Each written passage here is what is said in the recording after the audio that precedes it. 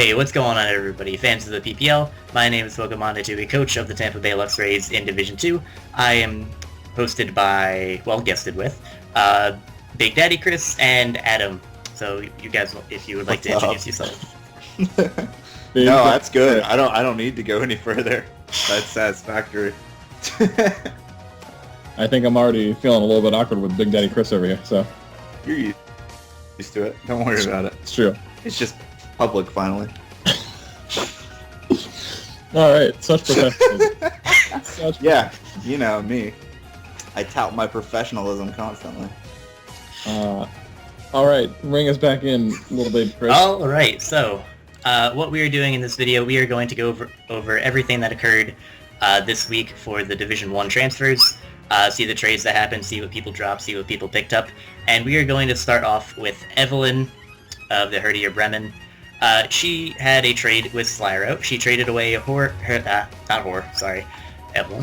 She traded... Wow. Wow. Wow. Alright, she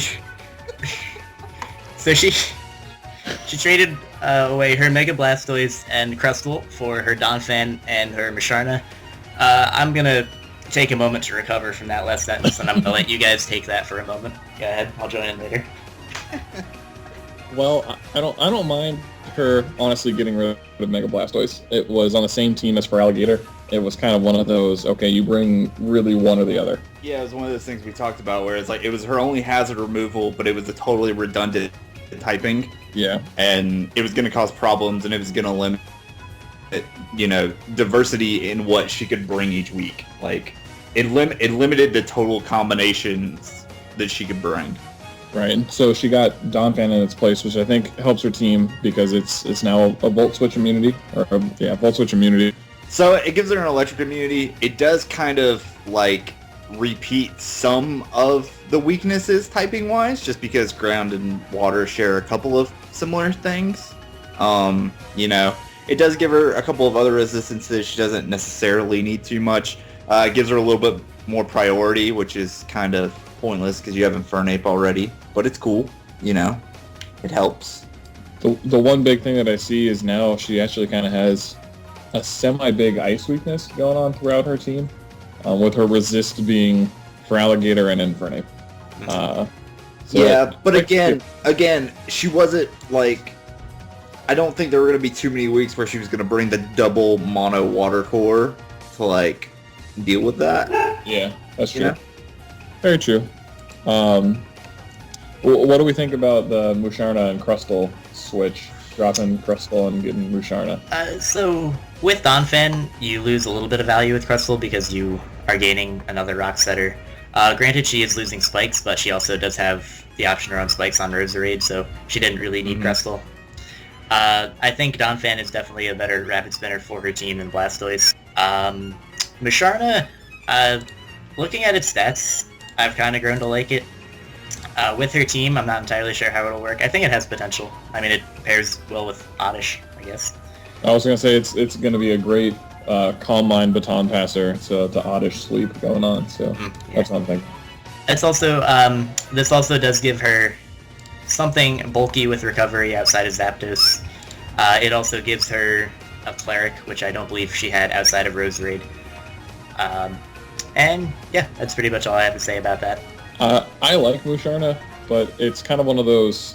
It supports your team really well, but it's not. Unless you're trying to set up with it, it's not really going to give your team a lot of offensive pressure.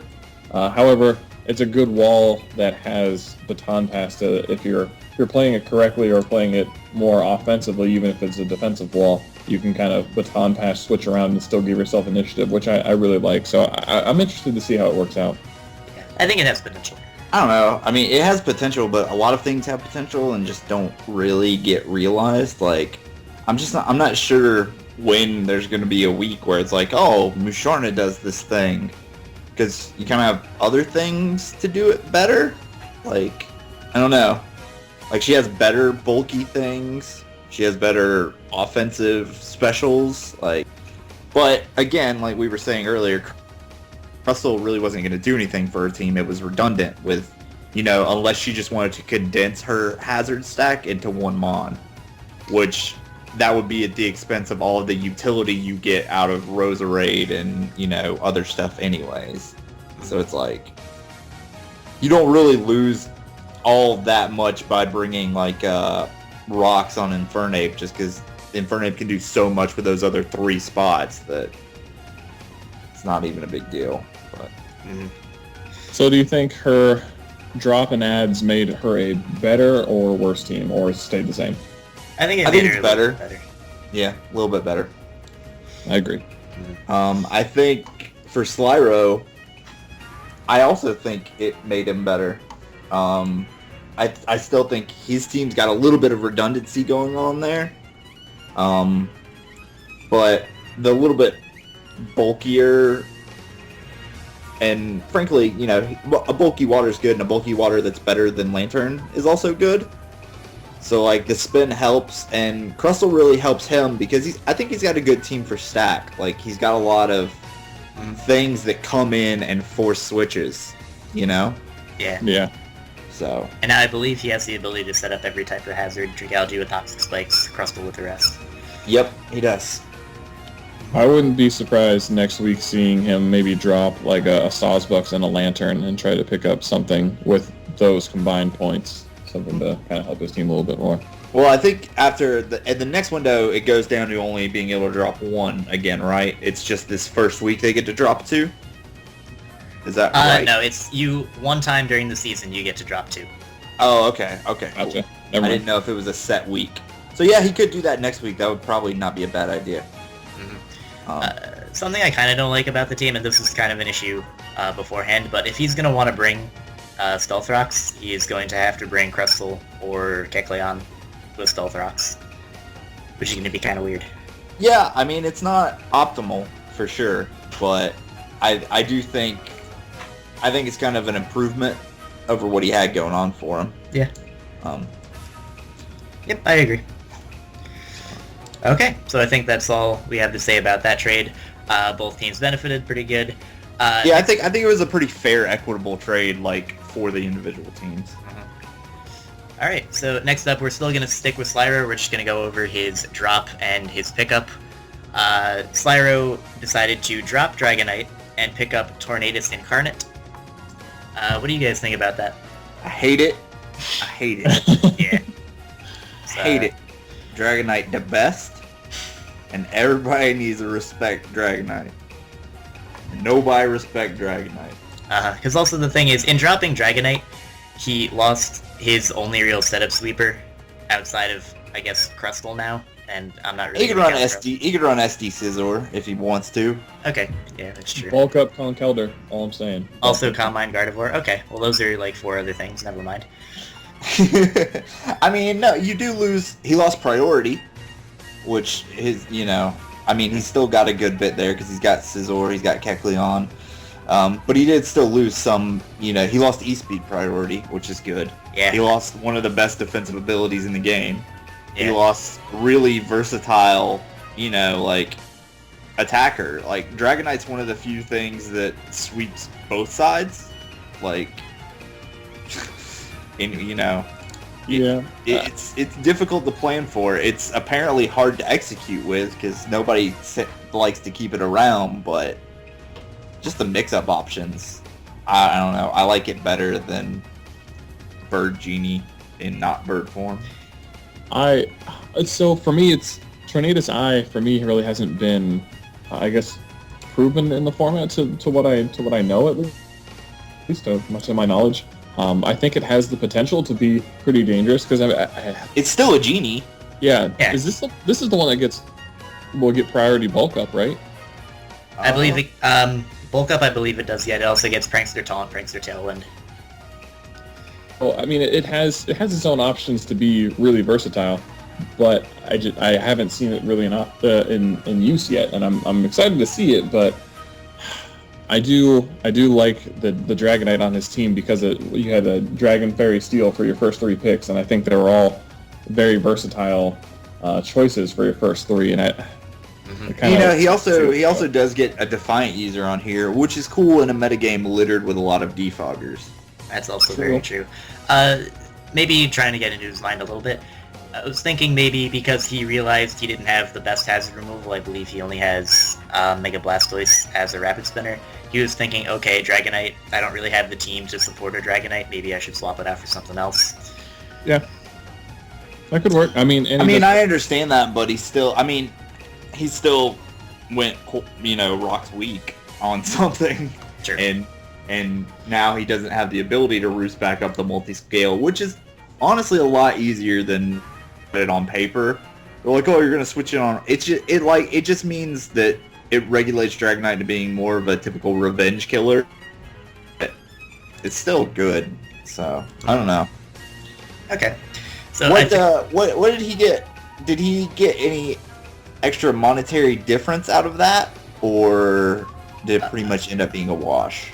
I'm not entirely sure what he had beforehand, but right now he has $250,000. That's what he had before.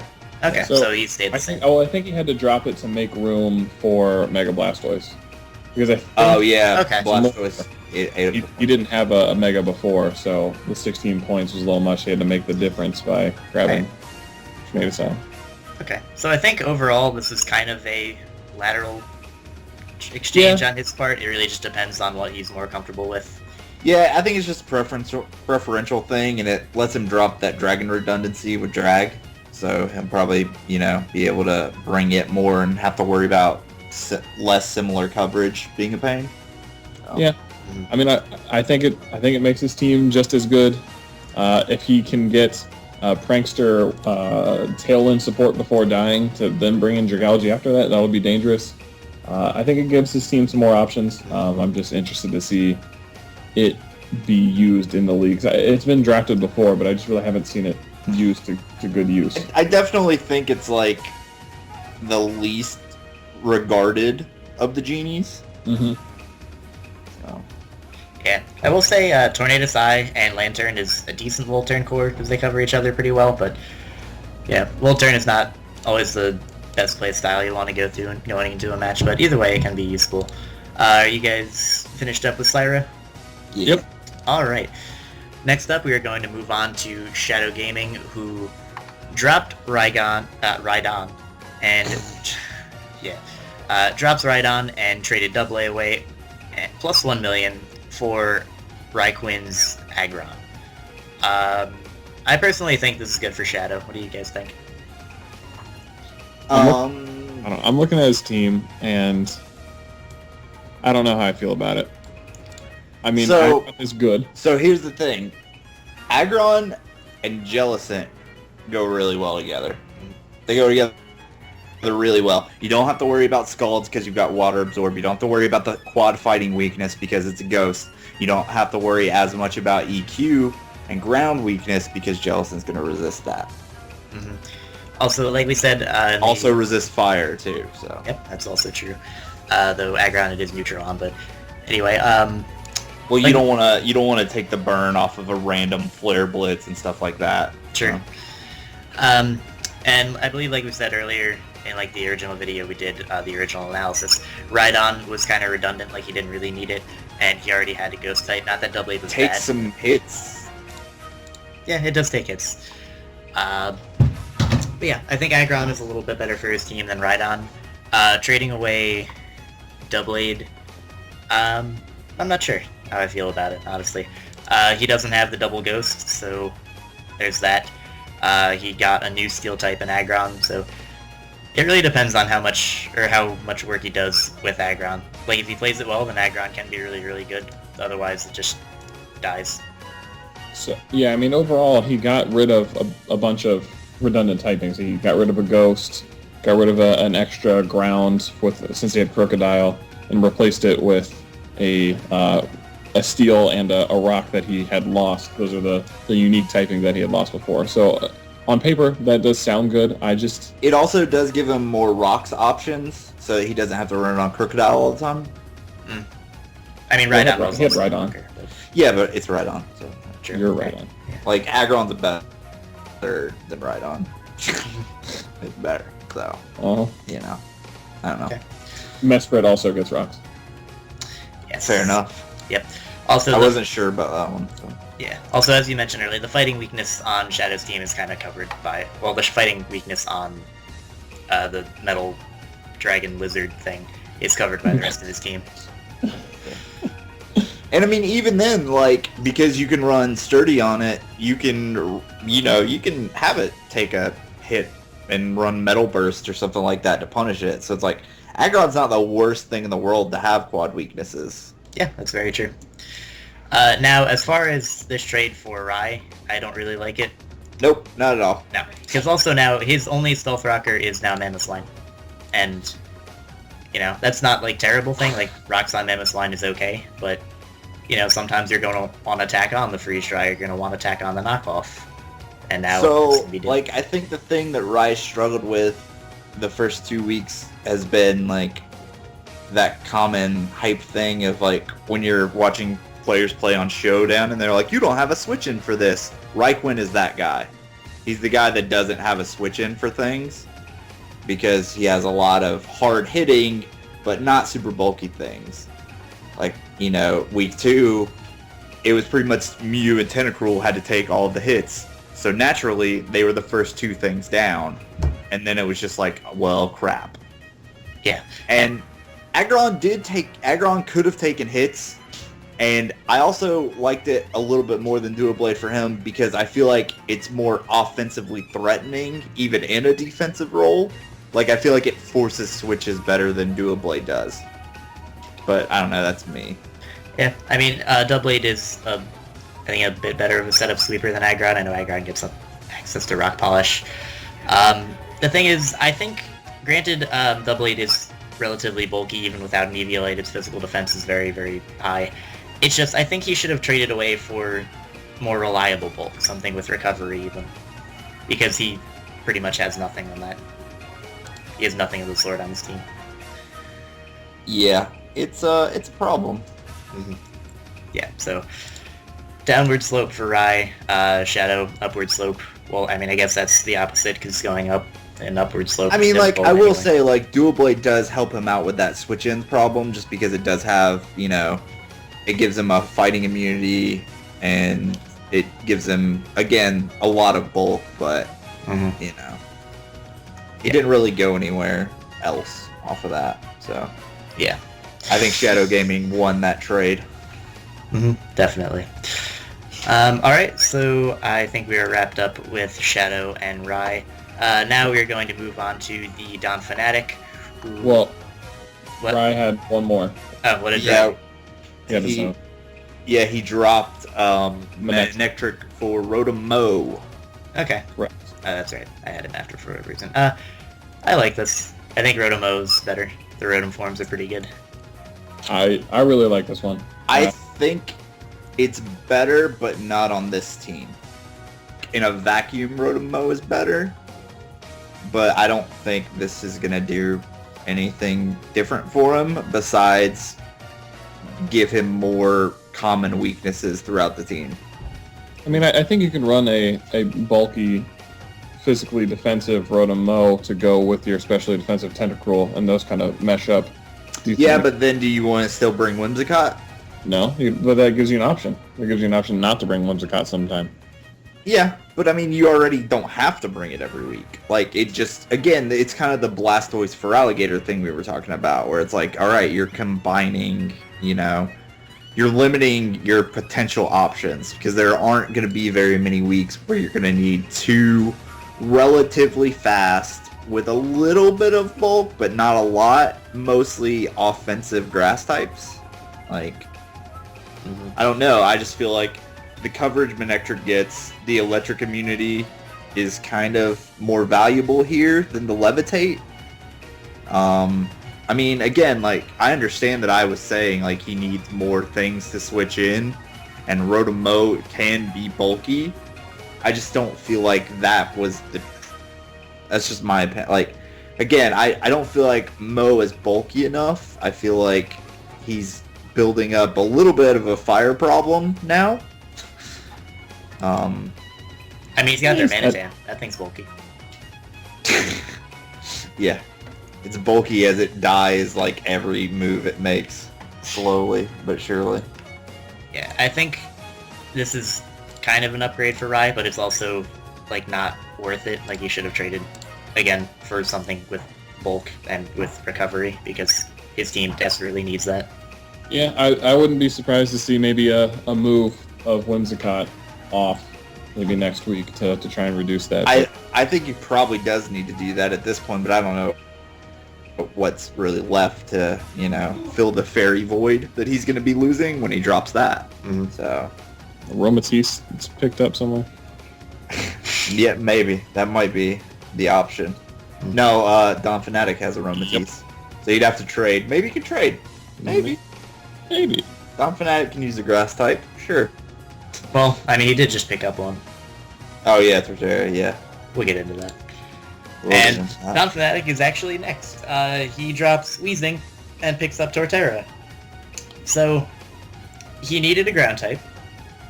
Maybe not necessarily needed, but he wanted a ground type, which I can totally understand. I don't know if I think Torterra was the right ground type. I don't think it was. Yeah, I don't think so. Really either. Like, on paper, I kind of like Torterra, like with its ability to go offensive or defensive, but it's got a quad weakness. It doesn't have recovery. Well, no, I guess this is some leech seed, so it does have recovery, but... Yeah, it's got decent recovery options, but it's really slow with a really common quad weakness. A couple of other just bad weaknesses because of its typing. Like, it's one of those unfortunate mons, much like Empoleon, where it's got very good defensive stats with a bad dual typing that lets it down. Yeah, because also the point of your bulky ground type is to be able to stop electric types, and every electric on the planet can run HP Ice and just kill it. Yeah, not to mention bird spam and stuff like that, which thankfully there's not a ton of viable bird spam in this draft, but, Yeah, especially since Talonflame got dropped. Yeah, but I mean, like you said, his team is not particularly ice weak, but it's not particularly loving to take it. It's a very good neutral coverage move for somebody to bring most weeks. Mm-hmm. Like, when you take out Heatran and Slowbro, you're good. You can just spam it, basically. Mm-hmm. I feel like he's almost running into the Mulvone issue in the GBA, where he almost has so many quad weak Pokemon that it's hard for you to bring the right HP to hidden power to cover something. Because he has 2 4 times weak Ice, and then he's got Fortress to Fire, and then he's got Heatran to Ground, and Weevil to almost everything, fighting at least. So I don't mind it.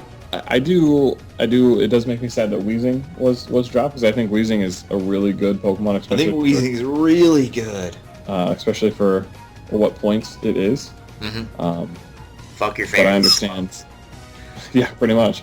But I understand where he needed the ground type for. I mean, like, fuck your fairies, fuck most of your offensive fighting types, fuck all your earthquake moves. Like, I don't think he needed the ground type that bad, really.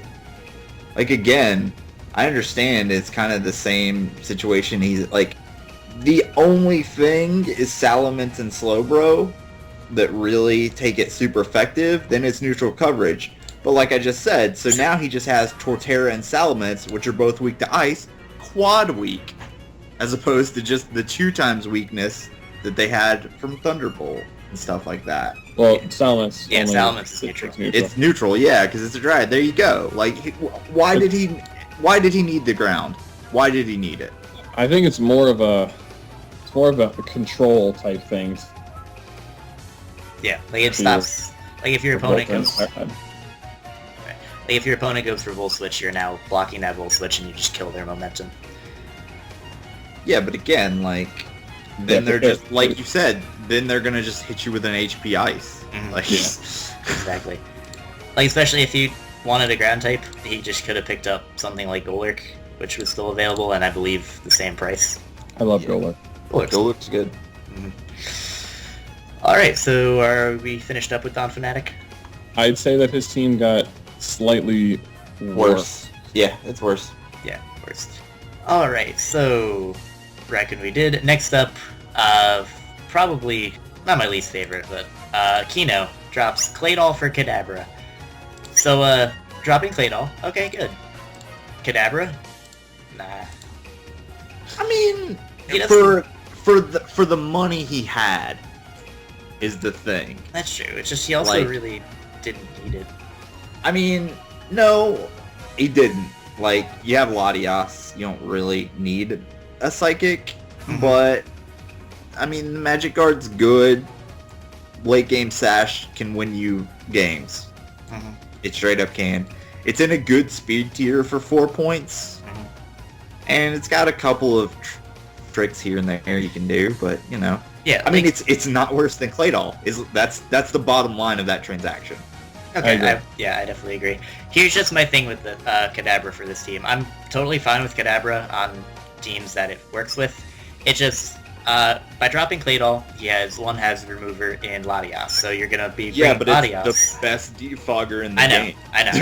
But it's, no, that's not my point. It's, you have... That's like, well, you know, by not getting Chicken McNuggets, all you have is filet mignon in your fridge.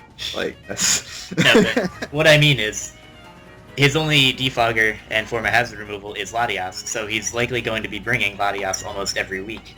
So if you're going to be bringing Latias almost every week, when are you going to use Kadabra? No, I mean, that's true. Like I said, with Latias, you really don't need it. But he also didn't need Claydol. So, like, objectively, it's an upgrade. I agree. He probably could have found something else for 4 points somewhere that fit his team better. I don't really know what, though. Yeah, I don't really know what was 4 points left somewhere. Was Golurk also 4 points? I believe Golurk was 4 or 5. Or 6. Yeah, I think, you know... It is hard to find something for that low of points. I mean, he could have maybe just dropped it and kept the points for some other time. When I think that would have been the better move. To just drop it, keep the points, and then wait for another week when maybe somebody wants to trade something a little bit higher up and you can, like, pay them the difference. Like, I think that might have been the move. Yeah. Yeah, wouldn't have been a bad option. Okay, so not too much to go over on Keyno. Upgrade, but kind of like could have been better upgrade. It's a negligible upgrade. It's kind of a lateral move. I mean, you get something that's arguably... Look, Claydol is bad. All right. It's something that's arguably better than Claydol, but you get something that you think to yourself, when am I really going to bring this? Yeah. Yes. Yeah. We got, what's next? Next up, we have Shroomraver, who drops Furfrou for Poliwrath. Discuss. I'm thinking about it. So Furfrou, as I believe I said before, does have surprising defensive calcs. That being said, he didn't really have a team that loves to take a Scald, which is kind of a super niche thing to think about, but it's, you know, I would say Scald is the most prevalent status inflicting thing in the game at this point, right? Like, Yeah, probably. Yeah. I would say more stuff gets Scald burned than Toxic or Poisoned by Spikes or T-Waved or anything like that. Victini doesn't want to take it, Empoleon doesn't want to take it because it has no recovery. Chestnut's physical and doesn't want to take it. Umbreon is alright taking it, but then you're going to have to waste the turn heal belling later. Mismagius would be the same case. It doesn't really mind it, but it's not bulky enough that it really loves it. Thundurus takes it, but, you know. Yeah, nothing ever wants to be burned, unless you're a Melodic or a Reuniclus. I was like, Mega Dino and Umbreon are the only ones that could potentially don't overly care about it. Yeah, like, he has a lot of things on his team that specifically don't like it. There's a couple of things that are but a lot of his team doesn't like it. Poliwrath does solve that problem. That's the one thing I thought of. I don't know if that was his thinking, but I was like, oh, that's a Water Absorb. It gives him an offensive Water type. You know, it gives him some form of setup. It gives him a little bit more priority. That's true. It does give him the ability to phase with Circle Throw. Yep. It can also be used offensively, although its special attack isn't great. Vacuum Wave with a Life Orb can occasionally hit things hard depending on what it is. I believe it gets Belly Drum. For me, it's kind of, yeah. I was like, for me, it's kind of again, we're talking about redundant typing. He has a Water. It is. Yeah. Yeah.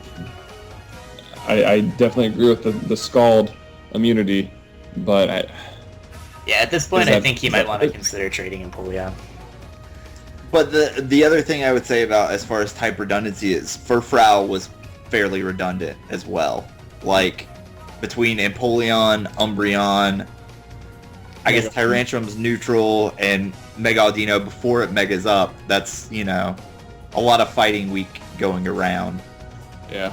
So while this doesn't resist it, and he does have Scyther to quad resist it, it's still not, you know, like, it's kind of, it's a lateral, like, typing trade, I guess. It's a lot of lateral moves that are just like, well, okay.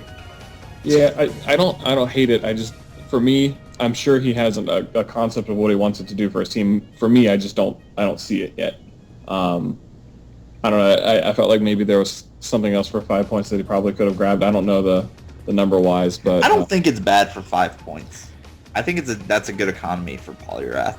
yeah. Yeah, I think he's going to find use for it. I think he's going to find use for it too. It's just going to be at the expense of other stuff on his team is the problem. Okay. But it's not bad. I will say it's a slight increase in my opinion. Again, kind of. I'm not going to say negligible like Keyno's, but not overwhelmingly. Whoa, great move. Mm-hmm. I'm going to stick with lateral. I don't see what its contributions are yet. Personally, he'll probably show me what it is, and I will be like, that was a good pick. But for right now, I'm not convinced that it's going to add much to the team. Okay, I think it does improve his team a little bit, but I believe that's all we have to say about Shroom. Next and last up, we have Schady, who drops the Dumpster Baby himself and the Team captain never saw the field. So it drops Garbodor and Behemoth for Skuntank. So, like I don't hate Skuntank. I think Skuntank is definitely usable and definitely serves a good purpose a lot of the time. But it doesn't. Again, kind of like the original pickup of Behemoth, it doesn't fill the holes he kind of needs to fill. Well, so this is the only one that I actually have like his insight into it. And the thing is, Behemoth was dead weight. It was not going to do anything. But unless he, you know, swept with it and waited a couple of weeks, he wasn't going to get enough money to do anything. Like, it just wasn't going to happen. He didn't really have anything that wanted to handle psychic types and offensive psychic, and that was concerning him. Dogs are barking. Yeah, no. So I understand that, and the only other expendable, tradable thing on his team was Garbodor. It was the only thing in the I can let go of this and not be suffering tier. So you got to drop the two of those. And I think Skuntank is probably better than both of those combined. Stab Pursuit Trap is really good and really useful. Not if you run an extra slow Uxie. If you run an extra... No, not if you run that. Unless he runs extra slow Skuntank. It gives him another defog, so he doesn't have to run spin on Hitmonlee. It gives him, you know, that it replaces that offensive poison that he had when he was gonna run offensive Garbodor, I guess. Yay, Garbodor. Yeah, I think this is probably the best move of the week. Well, there was one that we actually need to cover after this, even though you said this is the last one. We have one more that we have after this. But... Okay. Do we? Oh, yeah, we do. Oh, we do. Hey, Chris, you're just bad. Oh, I don't have that on my notes. This will be a surprise to me. All right. I like this one just because I really like Skuntank. I think it's got a lot of versatility that people kind of underestimate. Yeah, dude, Skuntank. But I do really miss Garbodor. Yeah, I think that it had a lot of options. I mean, all of those fond memories we have of Garbodor's work throughout the season. I mean, it really earned its place to stay on there. I don't really know why it had to be dropped, but I think, you know, Garbodor has the Aftermath Rocky helmet that it could have been pulling in. But you know, your point of when he drops, Skuntank can do the same thing. Yeah. It doesn't resist fighting moves. But your point is, when you drop Behemoth, you're not going to have enough points to do, you're not enough money to do anything with, so you have to drop something else. And I agree with you that this was the best case scenario for him to replace both of them and still help his team. So I like it. I like it a lot. I think it's either 1 or 2 for me, depending on how I feel about the next one that we're going to talk about. Like I said earlier, I like Skuntank, and I do like Skuntank for his team. I'm just still kind of in the mindset, you have a Mega Aerodactyl, you have a Manaphy, get an electric immunity. Yeah, and I know he was talking about that. That was like another option that he was going around in his head, but then he kind of starts to... The problem is, if you're going to go ground type, then look at his team and he's stacking up ice weaknesses and stuff like that. And he does have Jolteon. He technically does have an electric immunity if he wants to. It's not, the go-to switch in necessarily, but it is there. He has one. That's true. It will make his opponent second guess her going for the electric move. So that is definitely helpful. And I mean, having a specially defensive Registeel doesn't overly care about electric types. So they'll take damage. He doesn't have recovery, but I mean, Shaman doesn't really care about them too much, like just because of its recovery options and stuff like that. So okay. So overall, do you think this is a move up, move down? What? Move up. Definitely a move up. Like I said, I think this is one of, if not the biggest upgrades and best moves of the week. Yeah, you could say he took out the trash. Oh, baby Chris, don't do that. Don't be... No. Adam mentioned the other thing that he forgot because he was busy looking at his notes of puns to make. So we have the NecroStevo Eternity Enders dropping Talonflame and picking up Cofagrigus. Oh yeah, that thing. Yeah. So, what do you guys think about this one in particular? I like it. I think it's alright. I think it does kind of the same thing as Reuniclus. Obviously, Cofagrigus is a lot bulkier and it has a much different ability, which can be kind of fun and can be useful. The thing is, like, he's kind of starting to synergize things a little bit more, though, even though they are, like, similar, obviously.